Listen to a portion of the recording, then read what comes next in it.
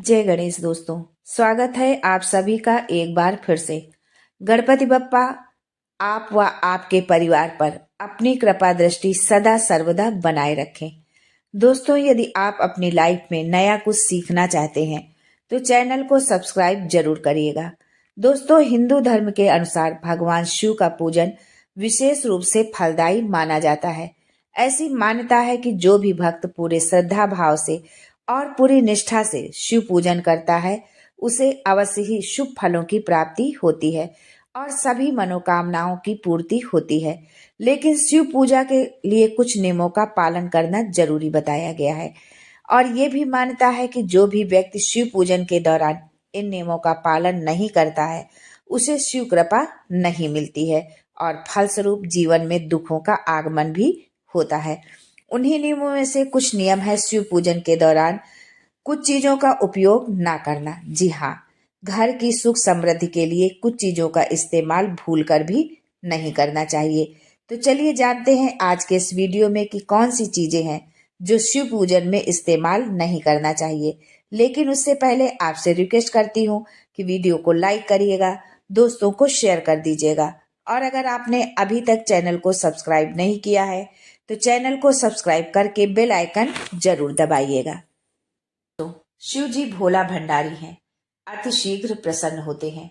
हमारे गुरुजी प्रदीप मिश्रा जी कहते हैं कि एक लोटा जल सब समस्या का हल, अर्थात भगवान शिव मात्र एक लोटे जल से ही प्रसन्न हो जाते हैं और आपकी संपूर्ण मनोकामनाएं पूरी कर देते हैं। धन संपदा के भंडार आपके लिए खोल देते हैं।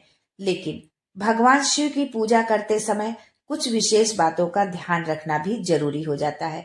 भगवान शिव को प्रसन्न करने के लिए लोग पूजा करते वक्त कुछ भी शिवलिंग के ऊपर अर्पण कर देते हैं। भगवान भोलेनाथ जितने दयालु हैं उतना ही उनका क्रोध भी भयंकर है। यदि वो क्रोधित हो गए तो इससे आपके जीवन पर अशुभ प्रभाव भी पड़ सकता है। नंबर 1, केतकी का फूल। दोस्तों, भगवान शिव को सबसे ज्यादा कनेर का फूल प्रिय है, लेकिन केतकी का फूल ऐसा फूल है जो भगवान शिव के ऊपर कभी भी अर्पण नहीं करना चाहिए। वैसे तो भगवान शिव जी के ऊपर सफेद पुष्प अर्पण किया जाता है, लेकिन केतकी का फूल पूर्णतः वर्जित है। केतकी का फूल भूल कर भी भगवान शिव पर अर्पण नहीं करना चाहिए। ऐसा करने से भगवान शिव नाराज हो जाते हैं। इसलिए पूजा करते वक्त ध्यान रखें कि केतकी का फूल कभी भी ना अर्पण करें। दूसरी चीज है तुलसी का पत्ता।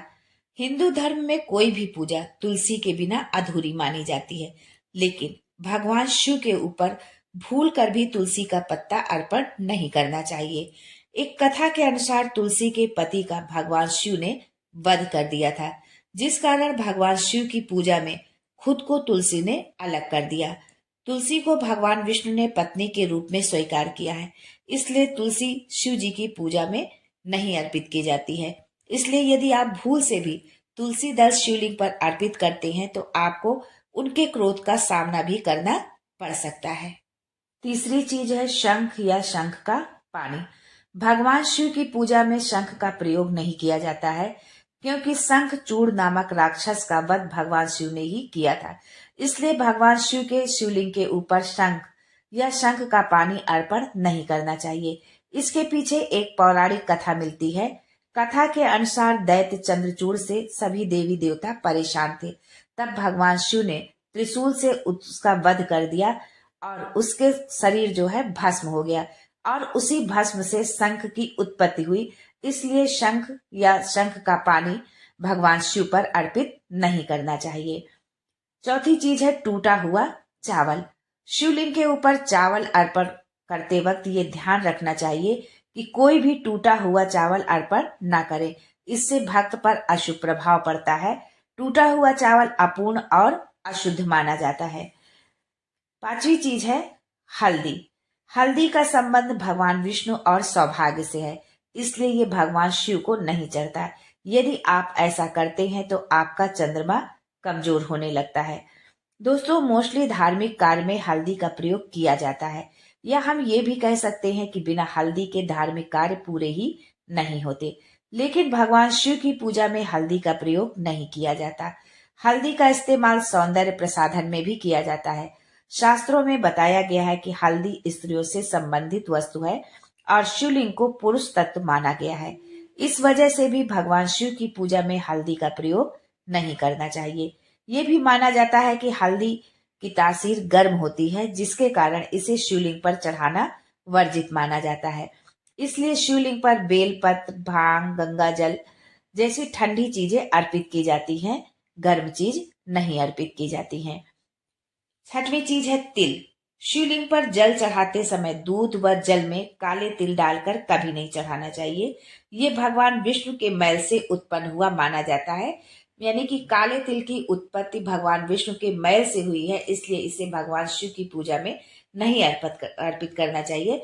आप गुड़ और तिल मिलाकर भगवान शिव को अर्पित कर सकती हैं, लेकिन जल में या दूध में तिल मिलाकर भगवान शिव को अर्पित नहीं करना है।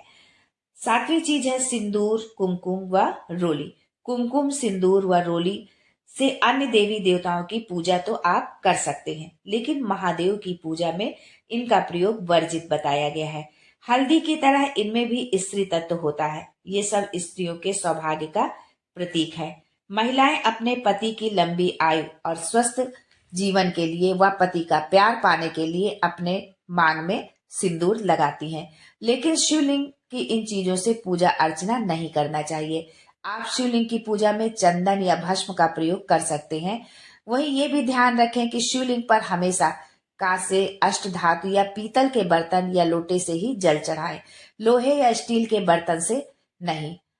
आठवीं चीज है भगवान शिव की पूजा में गन्ने का रस, दूध, शहद, दही आदि चीजें अर्पित की जाती हैं, लेकिन नारियल का पानी अर्पित नहीं किया जाता है। इससे धन की हानि होती है। अब आगे हम ये जान लेते हैं कि हम क्या कार्य ना करें। कभी कभी हम पूजा में या अपने भक्ति भाव में इतने ओत प्रोत हो जाते हैं कि हमको ध्यान ही नहीं रहता कि हमने कौन सी गलती कर दी है, और उस गलती के कारण जो है हमको कुछ न कुछ हमें उसका खामियाजा भुगतना पड़ता है। तो आप अपनी पूजा में इस बात का भी ध्यान रखें कि भगवान शिव की यदि आप पूजा कर रहे हैं तो इन कार्यों को आप गलती से भी ना करें। शिव जी की पूजा के दौरान शंख नहीं बजाया जाता है। शिवलिंग की जलाधारी को लाघा नहीं जाता है, जहां से जल निकलता है। शिवलिंग पर जब हम जल चढ़ाते हैं और जल जहां से निकलता है वहां पर एक हल्की सी नाली जैसी बनी होती है, तो उस जलाधारी को लाघा नहीं जाता। उसकी आधी परिक्रमा ही शिवलिंग की जाती है। शिवलिंग की पूरी परिक्रमा नहीं की जाती है, इस बात का आपको ध्यान रखना है। काले रंग के कपड़े पहनकर पूजा नहीं करनी चाहिए। किसी भी पूजा पाठ में, किसी भी देवी देवता के या किसी भी शुभ कार्य में काले वस्त्र धारण नहीं किए जाते हैं। इसलिए यदि आप भगवान शिव की पूजा कर रही हैं तो उसमें भी काले रंग के वस्त्र ना पहने। किसी प्रकार का नशा करके पूजा ना करें, क्योंकि जब हम पूजा करते हैं तो हमारा मन जो है पूर्ण रूपेण जो है सात्विक होना चाहिए, हमारे अंदर सात्विक विचारधारा होनी चाहिए। तो इसलिए हम किसी प्रकार के यदि हमने नशा कर लिया तो हमारे विचार जो है गलत हो जाएंगे और हमें ऐसी स्थिति में पूजा अर्चना नहीं करनी चाहिए।